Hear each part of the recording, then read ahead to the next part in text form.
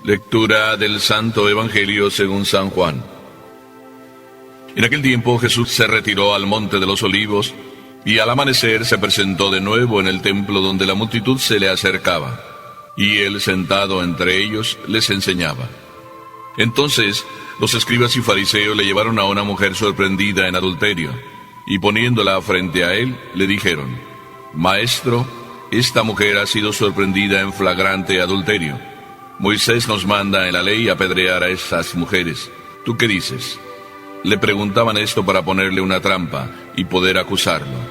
Pero Jesús se agachó y se puso a escribir en el suelo con el dedo.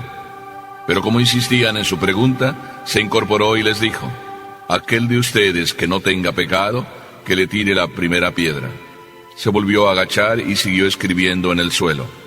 Al oír aquellas palabras, los acusadores comenzaron a escabullirse uno tras otro, empezando por los más viejos, hasta que dejaron solos a Jesús y a la mujer que estaba de pie junto a él. Entonces Jesús se enderezó y le preguntó: Mujer, ¿dónde están los que te acusaban? ¿Nadie te ha condenado? Ella le contestó: Nadie, Señor.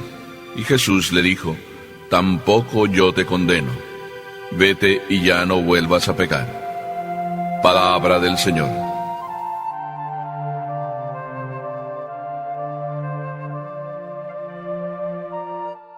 Este evangelio lo llamamos muchas veces el evangelio de la mujer adúltera. Sin embargo, este evangelio quiero titularlo Los viejos y el joven Jesús. Pues los viejos, muchos nos podemos llamar viejos, y el joven Jesús. Me estoy acordando en este momento de una persona que me dijo un día: ¡ay, padre! ¡Ay, padre! Y todo empezaba, siempre que decía algo, con esa frase: ¡ay, padre! Detrás del ¡ay, padre! Se ocultaban los 89 años que tenía. Y como que todo era queja. Aquel inicio: ¡ay, padre! Luego seguía una serie de frases, todas ellas bonitas. Pues yo he recibido un grande regalo, me encontré con una buena mujer que me ha sabido soportar, que ha tenido paciencia conmigo. 89 años tiene este señor, y llevan casados pues más de 50, y siempre contentos, siempre alegres. ¿Y de dónde sacan fuerza? Tengo una sola respuesta: todos los días los veo aquí en la iglesia a las 8 de la mañana para estar con Jesús, para celebrar lo mejor de cada día, la Santa Misa. Pues de alguna manera quiero decirles que así empieza este evangelio. Empieza con lo que sería el joven Jesús, y empieza el joven Jesús a querer vivir lo que hace joven a todo joven y a todo viejo. Empieza Jesús a retirarse al monte. Así el evangelio dice: Jesús se retiró al monte de los Olivos. Jesús tenía momentos para Dios. Todos sabemos que se retiraba, y este huerto de los Olivos era particularmente querido por Jesús. Y el evangelio dice que se retiró al monte, y al amanecer de nuevo se presentó en el templo. El joven Jesús no es viejo, y no es viejo no porque no tenga 89 años, sino porque a sus 32, 33 años sigue cargando las pilas. La lección de Jesús: cargar las pilas cada día. Él lo hacía de noche. Él buscaba los momentos de silencio, el lugar preciso, para enseñarnos a cada uno de nosotros, a ti y a mí, que es necesario buscar el lugar preciso, el momento concreto, para entonces cargar las pilas. Y es muy importante que escuchemos esto. Hijo mío, no vengo a decirte lo mismo de la semana pasada, ni lo mismo del año pasado. Vengo a decirte que cargar las pilas es algo tan esencial como el pollo, como el bistec que todos los días te tomas, o como la ensalada si es que estás en la dieta especial. Es necesario cargar las pilas. Y no es solo cuestión de viejos. Mira que si yo no cargara las pilas todos los días, la verdad te digo que no sé si me estarías escuchando en este instante. Por eso Jesús lo llamó también el valiente, el que sabe regalarle a Papá Dios el mejor tiempo, el mejor lugar, lo mejor de su ser, su corazón entero. Es impresionante cómo Jesús en el Evangelio se nos revela cómo el Evangelio nos lo retrata tan real, tan humano, tan cercano, como para decirnos que es muy fácil, hijo mío, cargar las pilas. Basta con que seas tan normal, tan natural, que no te sientas que tú lo puedes todo, que eso es verdad, que no lo puedes todo, y que por tanto tengas la humildad de aceptar que necesitas de Papá Dios, y que por lo tanto, mira que son conclusiones una tras otra, te acerques y busques el lugar. Ya sé que me vas a decir que no tienes tiempo. Mira, te voy a dar algo que te va a sorprender. Tú dices que no tienes tiempo, pero si te preguntara cuántas horas dedicas a estar dentro del carro, del coche, porque hoy en día vamos tan acelerados que el coche, pues es como si fuera nuestra casa, nuestra segunda casa. Es más, a veces pasamos más en el carro que en la casa. No voy a decir que en el trabajo, pero pasamos más tiempo en el carro que en la casa. Y tú sabes que ir a casa es como ir a cargar las pilas.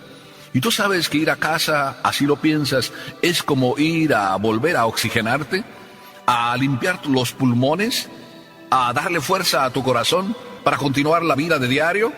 ¿Verdad que sí? Pero no quieres ir a casa. ¿Por qué? Porque ese otro tiempo que vas tú en el carro, que es un lugar precioso, donde tu corazón puede ganar mucho, ese lugar que yo llamaría privilegiado, el carro, conviértelo en un lugar para cargar las pilas. Como diría aquel, mi carro es como si fuera mi sagrario. Me lo dijo hace unos cuantos días un señor. Padre, yo en el carro prefiero con todo apagado, nada de radio, voy en silencio, pensando todo lo que necesito, pensando todo lo que tengo que hacer, buscando arreglar mi vida. Y ahí, en ese carro, está mi encuentro con el Señor, mi sagrario ambulante. Jesús carga pilas. Tú también las cargas cuando vas en el carro. Si no lo haces, pues te invito a que lo hagas, a que aproveches ese tiempo. Tú llevas colgado del espejo retrovisor un rosario. ¿Te sirve de algo o es nada más algo que ahí está, como diciendo que mágicamente la Virgen me cuide? Ese rosario debe ser algo más que un amuleto que va ahí diciendo que tú crees en algo. A lo mejor también llevas a San Cristóbal.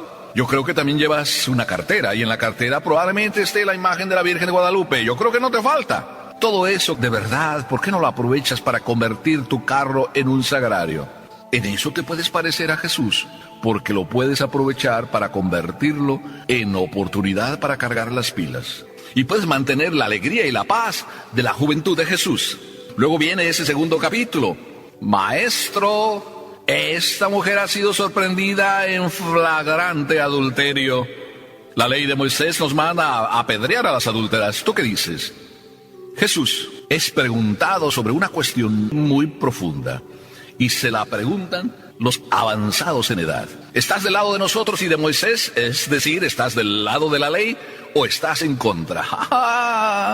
Una pregunta capciosa, una pregunta difícil, donde a Jesús lo ponen ahí para que se defina. ¿De qué lado está? ¿La ley y todo lo que Papá Dios nos dejó? ¿O está contra Dios? Dura la pregunta. Y Jesús captó la importancia de la pregunta. ¿Tú crees que se puso nervioso e impaciente porque le estaban haciendo esa pregunta? Y Jesús está tan tranquilo como si nada hubiera pasado. Unos viejos avanzados en edad y en crímenes, como nos dice la primera lectura, estos viejos están queriendo probar a un joven Jesús. Y resulta que el joven Jesús sigue ahí como que no hacía caso. Como insistían en preguntarle, Jesús entonces les responde: el que esté sin pecado, que le tire la primera piedra. Jesús no se pone en contra de la ley, sino al contrario, usa la misma ley. Con la misma ley les dice: el que esté sin pecado, que tire la primera piedra. Estos doctores de la ley, estos ancianos, poniendo a prueba a Jesús, y Jesús los puso a escurrir casi en la verdadera prueba. ¡Qué maravilloso es Jesús! Y te das cuenta que toda esa serenidad de Jesús, ¿de dónde le viene? ¿Por qué responde tan certeramente? Porque antes cargó las pilas. Y es que cuando uno carga las pilas, no solo es paciente, sereno, sino que además es comprensivo. Y Jesús, el joven comprensivo y paciente, y los ancianos, avanzados en edad, y deberían por eso ser pacientes, desde luego que no lo son. ¿Por qué? Se me ocurre pensar que se sabía la ley de memoria, pero no era una ley aprendida en el contacto con Dios. Y Jesús se sabía la ley también, pero se la sabía aprendiéndola en el contacto con Dios. Me vino a la memoria el Papa Juan Pablo II. Recuerdo haber leído que ahí mismo en la capilla tenía su estudio porque le gustaba estudiar las cosas que tenía que decir, las homilías que tenía que preparar, las preparaba ahí en contacto directo con Dios. Cuando luego lo conocimos como Papa, nos sorprendía cómo parecía que se salía de sí, estaba en el cielo, sí, con el corazón, pero los pies en el suelo, bien puestos. Así es Jesús. Tú puedes estar en contacto con Dios todos los días, aunque los pies los tengas en el suelo, y de ese contacto con Dios te salga la verdadera paciencia que tienes que tener con todos, con aquel que es un pecador. ¿Cuánta paciencia tenemos que tener con nuestros hijos? ¿Cuánta paciencia tenemos que tener con nuestro esposo, con el vecino, con la vecina? ¿De dónde te va a salir la paciencia? ¿Así por naturaleza, porque tú naciste paciente? No. Aún los que nacieron pacientes terminan muchas veces impacientándose ante tantos contratiempos, ante tantas contrariedades que la vida nos prepara. Por eso, qué hermoso cargar las pilas, para tener un corazón humano a la vez que divino. Jesús entonces no estaba contra Moisés, aunque ellos querían ponerlo contra Moisés. Jesús estaba para que se cumpliera con mayor perfección la ley de Moisés.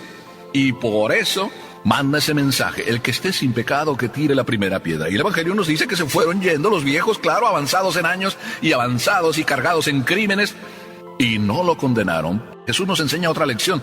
Jesús simplemente dice: el que esté sin pecado que tire la primera piedra, como diciendo, a nadie que sea pecador le toca juzgar. Y creo que aquí la lección es para todos.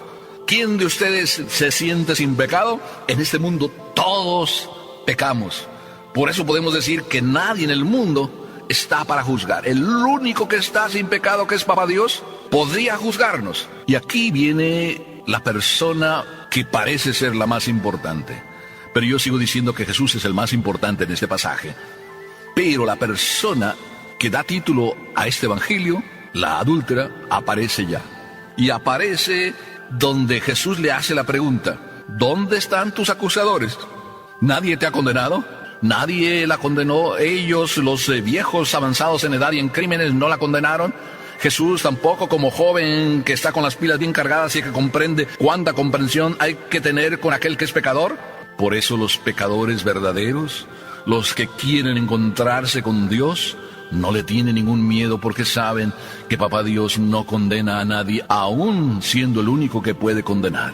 Papá Dios no condena a nadie. Acércate, hijo mío. Qué hermoso que te puedas acercar. Estamos en este tiempo de Cuaresma. Qué hermoso que sientas, que vivas el poder misericordioso de Dios, que todos los pecados, también esos gordísimos que tú dices que no se pueden perdonar, que tú muchas veces no te los perdonas, esos Papá Dios te los perdona. Y si acaso lo único que te dice es esa frase final: no vuelvas a pecar, porque Dios quiere recibirte con los brazos abiertos. Acepta que te dé el abrazo, Papá Dios. Pero tú también aprovecha para orar. Tú que eres pecador, yo que soy pecador, aprovechemos todos para meternos en el corazón de Dios, para ahí en la oración descubrir este Jesús, este Papá Dios, que no condena, aunque nos recuerda: no vuelvas a pecar.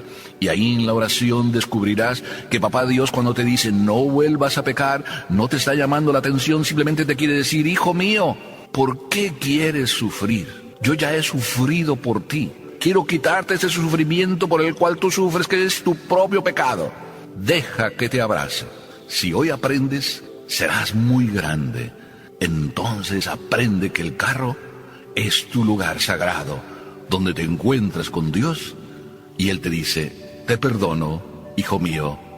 Amén.